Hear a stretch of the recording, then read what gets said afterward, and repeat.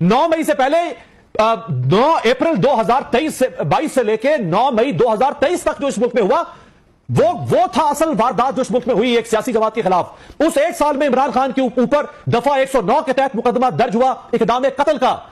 एक वकील कत्ल होता है क्वेटा में, इमरान खान जमान पार्क में बैठा है। जैसे जुल्फिकार अली भुट्टो को 109 के अंदर फंसा के सजा मौत दी गई, इमरान खान के ऊपर कत्ल का मुकदमा डाला गया। हमें वो नजर नहीं आ रहा, हमें 9 मई नजर आता है। मदीना मुनव्वरा में मस्जिद नबवी में कुछ बदतमीज लोग, गुस्ताख लोग वहां शहबाज शरीफ साहब के वफ्द के साथ बदतमीजी करते हैं, तौहीन मस्जिद नबवी का मुकदमा इमरान खान पर दर्ज होता है जो जमान पार्क में बैठा है। गद्दारी, बगावत, दहशतगर्दी के मुकदमात यहां दर्ज होते हैं। दफा 144 की खिलाफ वर्जी के मुकदमात की फहरिस्त है। उससे पहले 25 मई 2022 का लॉन्ग मार्च हमें याद नहीं, हमें 9 मई 2023 याद है, जब लॉन्ग मार्च शुरू होने से पहले 3 दिन पहले लोगों के घरों में पुलिस रियासती गुमाश्ते टूटे, उनके चादर और चार दीवारी को पामाल किया, बच्चों के रुखसारों पर थप्पड़ रसीद किए गए। हमें वो याद नहीं है, हमें 9 मई याद है। उससे पहले जो रियासत ने किया वो जुर्म था, वो रियासत मुजरिम थी वहां पे।